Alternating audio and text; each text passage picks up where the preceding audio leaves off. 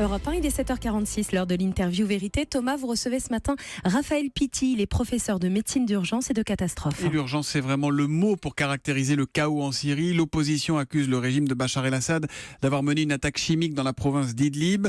Il y a, semble-t-il, au moins 72 morts, dont 20 enfants selon un tout dernier bilan. Bonjour Raphaël Pitti. Bonjour. Vous travaillez auprès de l'Union des organisations de secours et de soins médicaux, l'UOSSM, en Syrie. D'abord, que vous dit-on de ce qu'il s'est passé? Quelles sont les remontées de terrain que vous avez, vous? Écoutez, ça a commencé donc hier matin à partir de 7h, où nous avons commencé à recevoir les premières informations au niveau des hôpitaux qui sont dans la périphérie de la zone où a eu lieu l'explosion. Et les médecins ont été confrontés à l'arrivée massive de blessés, de victimes qui venaient de cette zone et qui présentaient une symptomatologie qui était celle d'une intoxication par un neurotoxique. Et nous avons eu les premières photos aux alentours de 7h, 7h30 avec ce retour, ces rapports médicaux. Et pour vous, il n'y a aucun doute, c'est une attaque chimique ou pas? C'est une attaque chimique, il n'y a aucun doute dessus. La symptomatologie est celle qui relève de l'intoxication par les neurotoxiques.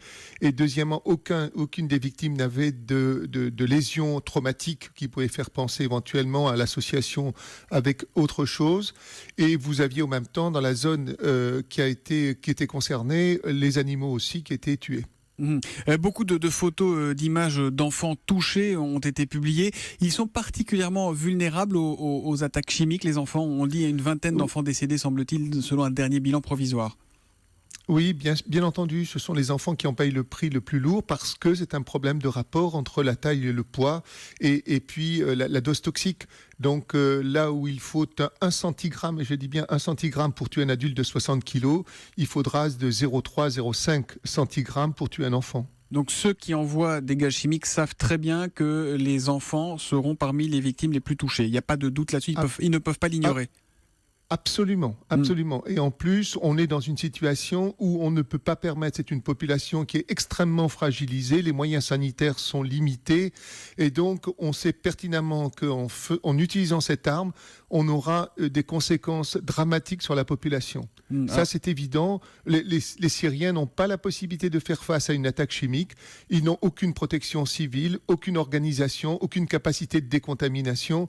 Et vous voyez que même si nous leur disons, avant de les prendre en charge, il faut décontaminer, ils font des douches à même le sol sur leurs victimes, sur les lieux, n'empêche que nombre de soignants ont été contaminés secondairement par l'arrivée de ces victimes au niveau des hôpitaux. C'est vrai que les soignants aussi sont affectés. On est dans une zone de guerre, là-bas dans la province d'Idlib, tenue par les rebelles et par les djihadistes. Dans quelles conditions les victimes sont-elles prises en charge? Un des hôpitaux a été bombardé hier dans le coin. Voilà, en plus. C'est-à-dire qu'au même temps, tous les hôpitaux de la zone ont reçu des blessés. Il a fallu ouvrir en même temps dans la zone la plus proche 2 postes de secours pour prendre en charge les victimes les plus graves et en particulier les détresses respiratoires et les comas. Cependant, un des hôpitaux, l'hôpital Al-Sham, hôpital Al-Ram, a été bombardé 1 heure après cela. Et c'est constant. Je veux dire, en Syrie, c'est constant. C'est que dans un premier temps, que ce soit même du conventionnel, dans un premier temps, on envoie un scud, un mortier, etc. Et puis, 1 heure après, on tire ensuite directement sur les secours. Il y a déjà eu des attaques chimiques en Syrie, des attaques au chlore à l'époque. Là, on parle plutôt, semble-t-il, de gaz sarin. Ça change quelque chose ou pas? Ah ben, bien évidemment. Alors, d'abord, il faut savoir que la semaine dernière, une première alerte où il y avait manifestement l'utilisation encore du chimique. Et nous avions été prévenus de cela, nous avions les rapports médicaux et nous avions même fait des prélèvements qui sont en cours de sortie de Syrie pour pouvoir être analysés en Europe et être remis aussi à l'ONU. Donc ça, c'était déjà la semaine dernière. Cette fois-ci, manifestement, on est dans le même schéma que ce qui s'est passé en 2013, en août 2013, c'est-à-dire l'utilisation du neurotoxique comme une arme à destruction massive, puisque là, on a plus de 400 personnes qui ont été touchées avec 72-75 morts et 25 enfants.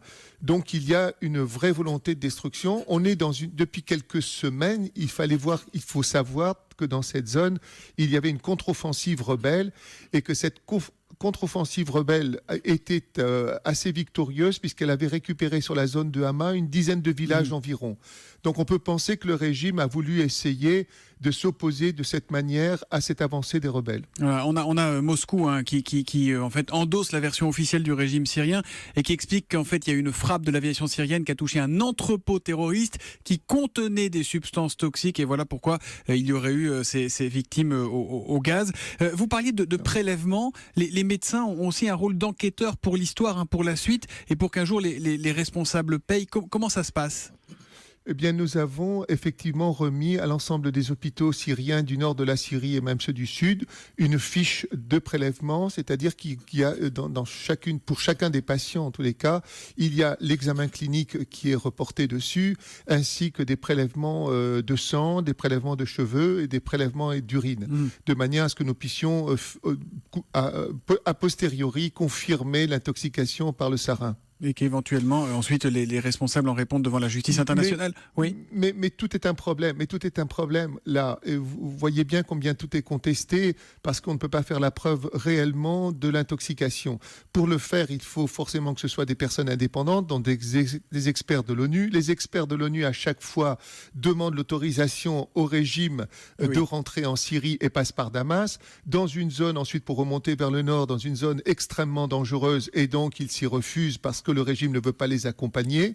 S'ils rentrent par la Turquie, alors ils sont considérés comme rentrés clandestinement en Syrie, et donc la valeur de ce que peuvent rapporter les experts n'est pas retenue. Et donc c'est facile à ce moment-là de contester à chaque fois cette version. Ce que je peux dire moi en tant que médecin et spécialiste en tous les cas de la guerre chimique, oui, c'est de considérer qu'il fallait en tous les cas une explosion suffisamment importante pour chauffer le liquide que représente le sarin et ensuite avoir une vaporisation de ce sarin. Je ne vois pas comment une simple explosion sur un bâtiment aurait pu réussir à chauffer le sarin à ce point de vaporisation pour qu'il puisse contaminer plus de 400 personnes. Un missile, certainement, a la possibilité de le faire. Voilà, donc voilà qui dément en quelque sorte la version officielle donnée par la Syrie ce matin et confirmée, en tout cas endossée par Moscou. Merci beaucoup, professeur Pitti, d'avoir été en direct avec nous ce matin. Merci à vous.